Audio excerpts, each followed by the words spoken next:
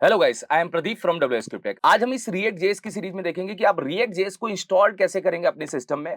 आप अपना first project कैसे क्रिएट करेंगे रिएक्ट के थ्रू। इन सारे प्रोसेस को आज क्लियर करने वाले हैं, वो भी प्रैक्टिकली। तो चलिए हम स्टार्ट करते हैं। सबसे पहले आपको ये समझना है कि रिएक्ट जेएस जो है वो डायरेक्ट आपके सिस्टम में नहीं आ सकता। मतलब आपने रिएक्ट जेएस को डाउनलोड किया और डाउनलोड करके यहाँ पे रखा नहीं होगा। रिएक्ट जेएस को आपको सेटअप करना पड़ेगा। सेटअप करने के लिए आपको अपने सिस्टम में नोड इंस्टॉल करना पड़ेगा। नोड जो है, नोड आपको एक जावास्क्रिप्ट का रन टाइम इन्वायरमेंट प्रोवाइड करता है, जिसका यूज करके आप जावास्क्रिप्ट को ब्राउजर के अलावा भी चला सकते हो। नोड यूज करने का केवल इतना पर्पज है कि रिएक्ट को मैं सेटअप कर पाऊं अपने सिस्टम में। जब आप नोड इंस्टॉल करेंगे, नोड इंस्टॉल करने के बाद एक चीज क्लियर की जाती है। नोड जैसे ही आप इंस्टॉल करते हैं, नोड जेएस इंस्टॉल करते ही दो चीज आपके पास आ जाती है। एक होती है यहां पे एनपीएम। एनपीएम होता है नोड पैकेज मैनेजर, और एक होता है एनपीएक्स। देखिए, एक थोड़ा प्रोसेस समझा देते हैं कि जब हम जावास्क्रिप्ट को ब्राउजर पे चलाते हैं तो ब्राउजर के अंदर V8 इंजन होता है जो जावास्क्रिप्ट के कोड को रन करता है। मगर जैसे ही आप नोड इंस्टॉल करोगे, नोड V8 इंजन को आपके सिस्टम में डाल देगा। जब वो सिस्टम में आ जाएगा तो फिर आप उसको ब्राउजर के अलावा भी रन कर सकते हैं। ये थोड़ा टेक्निकली टर्म है, मैं थोड़ा सा आगे और डीप लेवल पे क्लियर करूंगा। तो यहां पे आप ये समझिए कि जो रिएक्ट है, रिएक्ट एक पैकेज जैसा है, लाइब्रेरी है। उस लाइब्रेरी को सेटअप करना है। सेटअप करने के लिए आपको नोड को बुलाना है। नोड दो चीजें लेके आता है, एक एनपीएम और एक एनपीएक्स। एनपीएम का node package manager, NPX node package executor. दोनों के काम क्या होता है मैं समझाऊंगा। एक का रोल थोड़ा बड़ा है, एक का रोल थोड़ा छोटा है, नाम से पता चल रहा होगा। अब सबसे पहले हम नोड को क्या करेंगे, अपने सिस्टम में इंस्टॉल करेंगे। इसके साथ में आप लोगों के लिए स्पेशल अनाउंसमेंट है। अगर आप भी फुल स्टैक वेब डेवलपर बनना चाहते हैं तो WSQTech आप सभी के लिए लेकर आ गया है फुल स्टैक वेब डेवलपमेंट का ऑनलाइन बैच। यहां पे आप वेबसाइट बनाना, वेब एप्लीकेशन बनाना, मोबाइल रिस्पॉन्सिव वेबसाइट बनाना, एपीआई बनाना, वेब सर्विसेज बनाना और प्रोग्रेसिव वेब ऐप बनाना, ये सारी चीजें आप सीखेंगे। ये जो कोर्स है, ये कोर्स आप लोगों के लिए दो पार्ट में डिवाइड है, फ्रंट एंड और back and. Front end back and मिला के आप बहुत सारी वेबसाइट और वेब एप्लीकेशन बनाएंगे, जिसमें आप जोमेटो का क्लोन, मिंत्रा का क्लोन, रेड बस, लिंक्डइन जैसा क्लोन, ऐसे बहुत सारी लाइव वेबसाइट जैसा क्लोन हमने रखा है, जिससे आप लाइव प्रोजेक्ट जैसा एक्सपीरियंस ले पाए। इस कोर्स के अंदर लाइव क्लासेस होंगी, रिकॉर्डिंग आपको डे वाइज प्रोवाइड होंगी, यहां पे नोट्स और क्विज भी दिए जाएंगे, इंटरव्यू प्रिपरेशन भी कराया जाएगा और आप लोगों से प्रोफेशनल रिज्यूम भी क्रिएट करवाया जाएगा, जिससे आप कंपनी में अप्लाई कर सके। फॉर्म का लिंक डिस्क्रिप्शन में मिल जाएगा और आप दिए हुए नंबर पे भी कॉल कर सकते हैं, जिससे हमारी टीम आपसे संपर्क करके और चीजों को क्लियर कर सके। ये स्पेशल ऑफर आप लोगों के लिए था। तो चलिए चलते हैं अपने टॉपिक पे। तो मैं नोड की ऑफिशियल वेबसाइट पे जाऊंगा। नोड की ऑफिशियल वेबसाइट पे जाएंगे तो आपको दो वर्जन नजर आएंगे। एक नजर आएगा आपका LTS, लॉन्ग टर्म सपोर्ट, और एक आएगा करंट। देखिए, जब भी आपको दिखे LTS तो LTS ही इंस्टॉल करना है, करंट वर्जन अभी इंस्टॉल नहीं करना। उसका रीजन ये है कि अगर आपने करंट वर्जन इंस्टॉल करके अपने वेबसाइट बनाई या वेब ऐप बनाया तो कुछ पैकेज ऐसे हो सकते हैं कि इंस्टॉल ना हो, फंस जाए। तो उस केस में आप LTS को लीजिए। LTS long term support version है, इसमें आपको सपोर्ट अच्छा मिल जाएगा, पैकेज से रिलेटेड डॉक्यूमेंटेशन आपको अच्छे मिल जाएंगे, आप आसानी से पैकेज को इंस्टॉल करके काम कर पाएंगे। तो मैं यहां से LTS को क्या करता हूं, पिक करता हूं। पिक करते ही यहां पे LTS डाउनलोड हो चुका है। तो डाउनलोड होने के बाद मेरे डाउनलोड फोल्डर में जा चुका है। मैं यहां से जाके इसको इंस्टॉल करूंगा। ये ध्यान रखिएगा कि पहले नोड ही इंस्टॉल करना है। नोड इंस्टॉल करने के बाद आप रिएक्ट जेएस को अदर, जैसे मान लीजिए आपका एंगुलर का प्रोजेक्ट, आपको व्यू का प्रोजेक्ट, कुछ भी टाइप का प्रोजेक्ट या कुछ भी टाइप के पैकेज लेने होंगे तो नोड आपकी हेल्प करेगा। तो मैं यहां से, और नोड बैकएंड में भी काम आएगा, मैं यहां से जाके क्या करूंगा, क्लिक करूंगा। क्लिक करते ही आपके सामने एक इंटरफेस आएगा। वैसे नोड मेरे सिस्टम में इंस्टॉल्ड है, फिर भी एक प्रोसेस आपको बताया जा रहा है कि आप काम कैसे करोगे। यहाँ पे प्रोसेस आया, यहाँ पे नेक्स्ट का ऑप्शन आएगा। नेक्स्ट के ऑप्शन आने के बाद एक्सेप्ट पे करना है और यहां से नेक्स्ट करना है। सेम ये पूछ रहा है कि ऑलरेडी भी देखो मेरे इंस्टॉल है, मैं आपको बता रहा हूं मेरे नोड जेएस ऑलरेडी है, फिर भी मैं आपको प्रोसेस करके बता रहा हूं कि आप लोग फंसे ना, आप लोगों को स्टेप क्लियर हो। और यहां से जाके मैं इसको नेक्स्ट करूंगा। नेक्स्ट करते हैं, नेक्स्ट करते हैं। एक पॉपअप आएगा, पॉपअप में यस करिएगा। यस करते ही एक प्रोसेस यहां पे क्या होगा, स्टार्ट हो जाएगा। अब ये इंस्टॉल होने में थोड़ा टाइम ले सकता है, तो आप लोगों को रुकना है। यहां पे दो चीजें हैं, इनके बारे में समझाता हूं तब तक। देखिए, एनपीएम क्या करता है, एनपीएम जो भी आप पैकेज इंस्टॉल करेंगे, सबसे पहले वो आपके सिस्टम में लाके क्या करेगा, सेटअप करेगा, मतलब सिस्टम में डालेगा। एनपीएम का काम है कोई भी पैकेज पहले सिस्टम में डालो और सिस्टम से फिर आपके फोल्डर को एक्सेस देगा, परमिशन देगा कि आप इसको यूज कर सकते हैं। तो यहां पे एनपीएम का रोल है, नोड पैकेज मैनेजर का रोल है।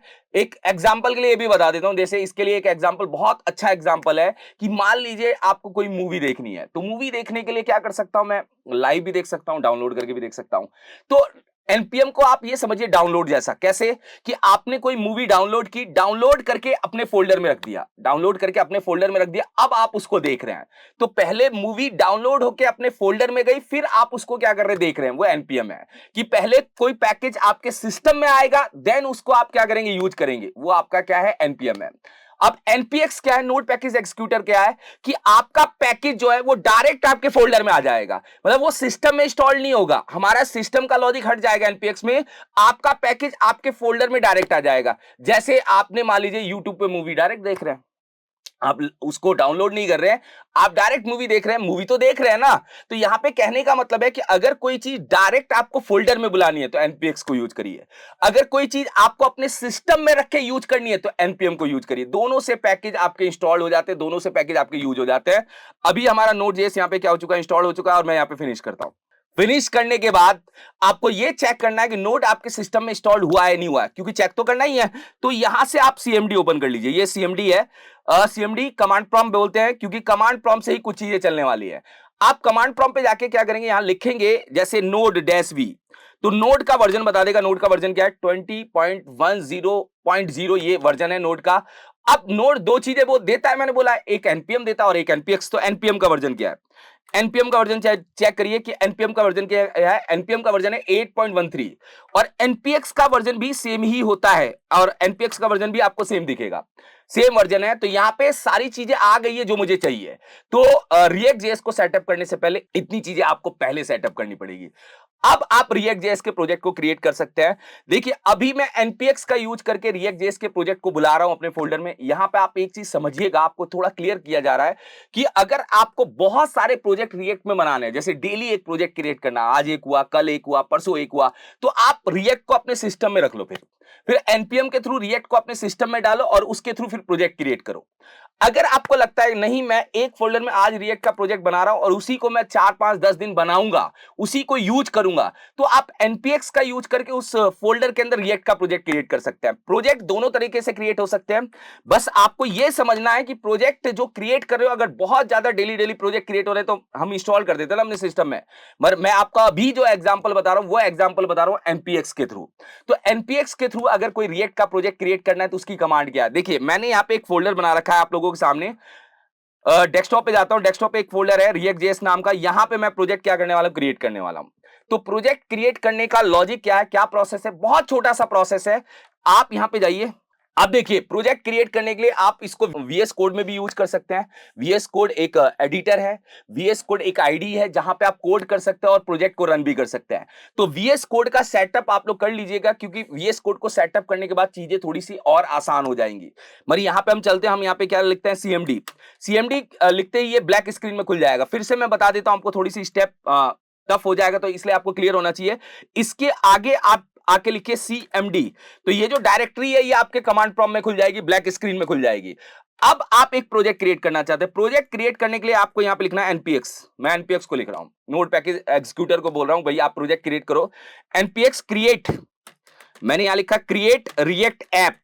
ये जो है ये कमांड आपकी फिक्स है, मैं इतनी कमांड जो है ये फिक्स है। फिक्स का मतलब क्या है मैं आपको बता देता हूं, यहां पे इतनी कमांड आपकी फिक्स है। जब भी कोई प्रोजेक्ट क्रिएट होगा इतना कमांड आपको लगाना ही लगाना है, npx क्रिएट रिएक्ट ऐप। अब इसके बाद आपको देना है रिएक्ट का ऐप का नाम। तो मैंने यहां पे लिखा फर्स्ट ऐप या फर्स्ट वेब लिख दिया, फर्स्ट ऐप, फर्स्ट वेब, जो भी लिखना है वो लिख सकते हैं, मैंने फर्स्ट वेब लिख दिया यहां पे। तो npx create react app command हो गई, फर्स्ट वेब जो है वो हमारा प्रोजेक्ट का नाम हो गया। तो यहां अब जब मुझे दोबारा क्रिएट करना होगा तो npx create react app second app, npx create react app e commerce app, जितनी भी ऐप क्रिएट करनी है आप क्रिएट कर सकते हैं, कोई दिक्कत नहीं है। मगर मैं आपको यहां पे बस इतना सा लॉजिक समझाना चाह रहा हूं, इतना सा लॉजिक क्लियर कराना चाह रहा हूं कि npx क्रिएट रिएक्ट ऐप करने के बाद जो आप नाम दे रहे हो वो आपके प्रोजेक्ट का नाम है, और यहां पे एंटर करते ही आपका प्रोसेस स्टार्ट हो जाएगा। देखो ये प्रोसेसिंग चल रही है। मैं आपको ये बता देता हूं कि कभी कभी क्या होता है, रिएक्ट आपके सिस्टम में इंस्टॉल नहीं होता और कभी कभी फेल्ड हो जाता है। फेल्ड होने का कारण क्या है मैं आपको बताता हूं। फेल्ड होने का कारण ये है कि ये क्या करता है, आपके सिस्टम में npm नाम से फोल्डर ढूंढता है कि npm नाम से कोई फोल्डर पड़ा हुआ है क्या। अब वो npm नाम का फोल्डर कभी कभी क्या होता है, हम नोड इंस्टॉल करते हैं तो नहीं बनता, और कभी कभी बन जाता है, आपके सिस्टम की परमिशन की वजह से नहीं बनता है। अगर कभी ऐसा इश्यू आए और आपका इंस्टॉल ना हो, तो वो बता देगा कि यहां पे इस डायरेक्टरी में आपको npm नाम का फोल्डर बनाना है, तो वो कहां बनाना है। वैसे मेरे तो चल रहा है तो कोई दिक्कत नहीं आएगी, बस फिर भी मैं आपको बता रहा हूं कि इन द केस कोई एरर आए, अभी कोई एरर नहीं है, आपका बिल्कुल स्मूथ चल रहा है। अगर ऐसा चलेगा तो आपको कुछ काम नहीं करना, आपको केवल कहां जाना है, आपको जाना है सी ड्राइव में। सी ड्राइव के अंदर आपको जाना है यहां पे यूजर में। यूजर के अंदर जो भी आपका यूजर है, जैसे यहां पे प्रदीप लिखा है, अब प्रदीप नाम के यूजर के अंदर यहां पे एक फोल्डर होता है ऐप डेटा। ऐप डेटा के अंदर यहां पे एक फोल्डर है रोमिंग। रोमिंग के अंदर जाना है और यहां पे देखना है क्या npm नाम का फोल्डर है। देखिए अगर ये npm नाम का फोल्डर नहीं है तो आप खुद से क्रिएट कर लीजिएगा, मतलब बस राइट क्लिक करके एक नया फोल्डर बनाइएगा npm। आपको उसके अंदर कुछ डालना नहीं है, कुछ लिखना नहीं है, केवल फोल्डर बना के रख देना है। अगर नहीं है, अगर है तब तो कोई दिक्कत नहीं है, नहीं है तो आप फोल्डर बना दीजिएगा। बाकी आपका प्रोसेस फिर से सेम करिएगा, आपका रिएक्ट आपके सिस्टम में इंस्टॉल हो जाएगा। तो अभी मैंने देखा तो यहाँ पे अपना रिएक्ट क्या हो चुका है, इंस्टॉल हो चुका है। देखिएगा रिएक्ट इंस्टॉल होने का मतलब है यहाँ पे पूरा का पूरा मेरा एक ऐप क्रिएट हो चुका है। मेरे ऐप का नाम क्या, फर्स्ट ऐप है, फर्स्ट वेब लिखा है, फर्स्ट वेब मेरा ऐप है। अब यहाँ पे पूरा प्रोसेस कंप्लीट होने के बाद नीचे कुछ कमांड्स आई है, npm स्टार्ट है, npm बिल्ड है, npm टेस्ट है, npm रन इंजेक्ट है। अब इन कमांड्स का मतलब क्या है, देखिए npm स्टार्ट का मतलब है आप प्रोजेक्ट को क्या करना चाहते हो, रन करना चाहते हो। जैसे ही आपका प्रोजेक्ट रन होगा तो वो किसी ना किसी पोर्ट पे जाके ओपन हो जाएगा, वो हम रन करेंगे। npm रन बिल्ड का मतलब है कि अब आप प्रोडक्शन पे लेके जाना चाहते हो, इसकी बिल्ड तैयार करना चाहते हो। बिल्ड तैयार करने का मतलब कहीं लाइव करना है, तब ये प्रोसेस काम आएगा। npm टेस्ट का मतलब है आप अपने प्रोजेक्ट को टेस्ट करना चाहते हो कि हमारा प्रोजेक्ट प्रॉपर चल रहा है कि नहीं चल रहा, कोई बग्स है या नहीं है, वो हम देखना चाहते हैं। npm रन इंजेक्ट का मतलब ये डिपेंडेंसी चेक करता है कि जो आपने प्रोजेक्ट बनाया है उस प्रोजेक्ट की डिपेंडेंसी करेक्ट है कि नहीं है। तो ये भी थोड़ा टेस्ट टाइप के ही लॉजिक के लिए काम आता है। ये सारी चीजें हैं। अब यहां पे प्रोजेक्ट को रन करने के लिए मैं डायरेक्ट आपको लेके जाता हूं वीएस कोड में। यहां तक के प्रोसेस में चलिए, मैंने ब्लैक स्क्रीन यूज किया क्योंकि वीएस कोड की जरूरतें पड़ेंगी, वीएस कोड की बहुत जरूरत पड़ेगी। वीएस कोड के अंदर ही हम रिएक्ट के प्रोजेक्ट में क्या करेंगे, काम करेंगे। हमारा प्रोजेक्ट क्रिएट करने से कोई वेबसाइट थोड़ी बन गई, हमें प्रोजेक्ट पे आगे काम भी तो करना पड़ेगा। तो प्रोजेक्ट पे काम कैसे किया जाता है वो देखेंगे। चलो तो हम यहां पे जाते हैं। मैंने अभी जो बनाया था वो डेस्कटॉप के ऊपर ये जो अपना है रिएक्ट जेएस नाम का फोल्डर है, इसके अंदर ये जो फर्स्ट वेब है ये मेरा प्रोजेक्ट है, ये मैंने क्रिएट किया है। इसको क्लिक करके आप यहां पे जाके क्या करेंगे, इसको भी आगे जाके यहां पे सीएमडी लिख देंगे। तो सीएमडी लिखते ये कहां चला जाएगा, ब्लैक स्क्रीन में। मुझे ये पूरा फोल्डर वीएस कोड में ओपन करना है फाइनली, मान लीजिए। बस आप इसके आगे कोड और डॉट लगा दीजिए। जैसे ही कोड डॉट लगाएंगे ये पूरा फोल्डर वीएस कोड के अंदर खुल जाएगा, ये ध्यान रखिएगा। वीएस कोड में खुलते ही इसमें एक चीज का और ध्यान रखिएगा कि आपको दो एक्सटेंशन यूज कर लेना है। एक्सटेंशन यहां से आते हैं, जैसे मैं यहां पे जाऊंगा, एक्सटेंशन एक तो रिएक्ट जेएस का एक्सटेंशन यूज कर लेना है, रिएक्ट जेएस का एक्सटेंशन।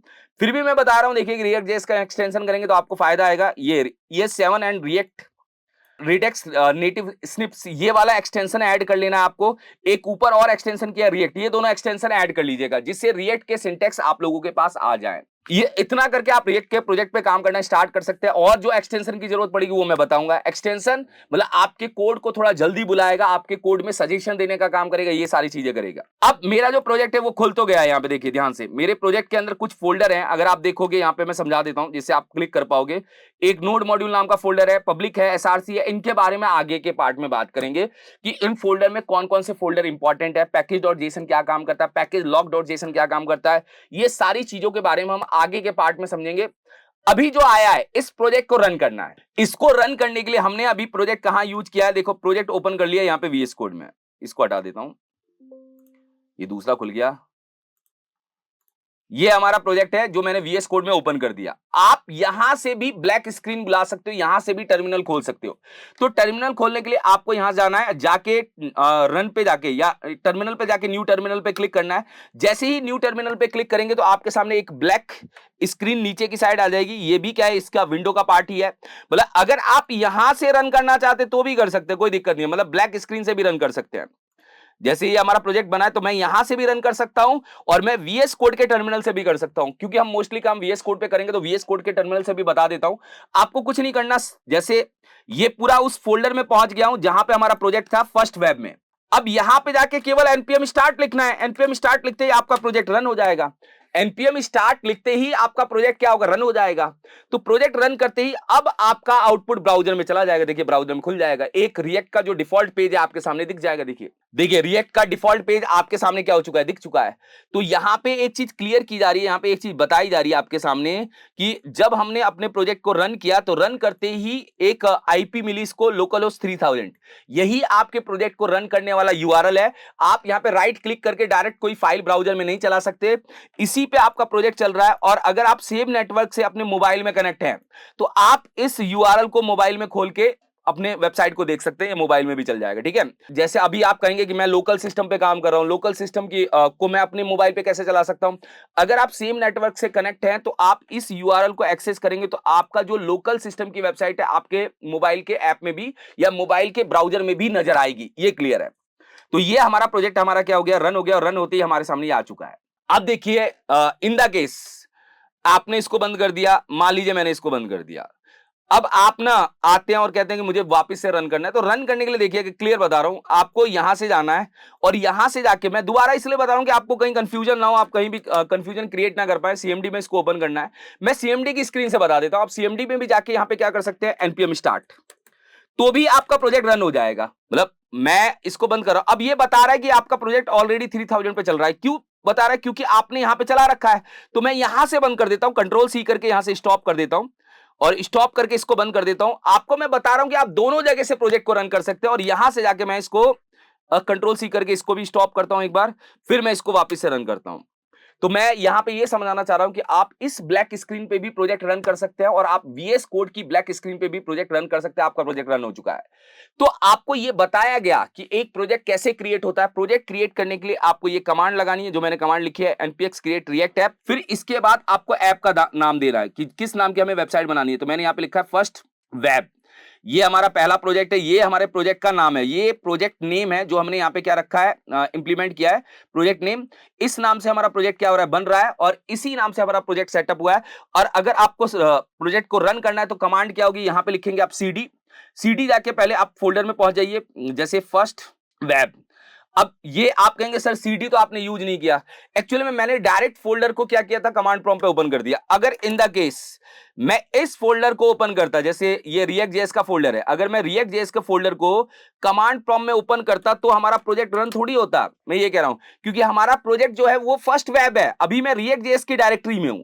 तो सीडी और मैंने यहां पे बोला फर्स्ट वेब, इसका मतलब है आप चेंज डायरेक्टरी करके कहां पहुंच रहे हैं, फर्स्ट वेब में पहुंच रहे हैं। अब आप एनपीएम स्टार्ट क्या कर सकते हैं, इंप्लीमेंट कर सकते हैं। तो जैसे हमने खोला है उस हिसाब से हमारा प्रोजेक्ट रन होगा। अब हमारा प्रोजेक्ट रन हो जाएगा, यस कर दे तो नया पोर्ट में रन हो जाएगा, ठीक है। तो मैं यहां पे जाके क्या कर रहा हूं, बता रहा हूं कि सीडी फर्स्ट वेब पे करते ही आपका प्रोजेक्ट आया, और प्रोजेक्ट आने के बाद आपने यहां पे एनपीएम स्टार्ट कर दिया। एनपीएम स्टार्ट जो कमांड है वो प्रोजेक्ट को स्टार्ट करने वाली कमांड है। आपके एनपीएम स्टार्ट से प्रोजेक्ट स्टार्ट हो गया, ये पहला तरीका। दूसरा तरीका यह है कि आपने क्या किया, डायरेक्ट यहां गए। दूसरा तरीका यह है कि आपने डायरेक्ट इस फोल्डर को ही यहां से कमांड प्रॉम्प्ट में ओपन कर दिया। इस फोल्डर को ही आपने कमांड प्रॉम्प्ट में ओपन कर दिया। कमांड प्रॉम्प्ट में ओपन करने के बाद ये फोल्डर हमारा कमांड प्रॉम्प्ट में ओपन हो जाएगा। इसके आगे आपने एनपीएम स्टार्ट लिखा तो भी हमारा प्रोजेक्ट रन हो जाएगा। तो रन करने के 2-3 तरीके हैं। अगर आप डायरेक्ट फोल्डर में है तो एनपीएम स्टार्ट, अगर आप डायरेक्ट फोल्डर में नहीं है तो सीडी उस फोल्डर तक पहुंचना है, फिर एनपीएम स्टार्ट। तो इन दोनों लॉजिक्स को लगा के आप प्रोजेक्ट को रन कर सकते हैं। तो आप लोग प्रोजेक्ट को क्रिएट करिएगा। आने वाले नेक्स्ट पार्ट में हम देखेंगे कि जो फोल्डर बना है उसमें जो फोल्डर स्ट्रक्चर है उसमें कौन कौन सी फाइल काम की है, उन सारी चीजों के बारे में बात करेंगे। Thank you so much guys.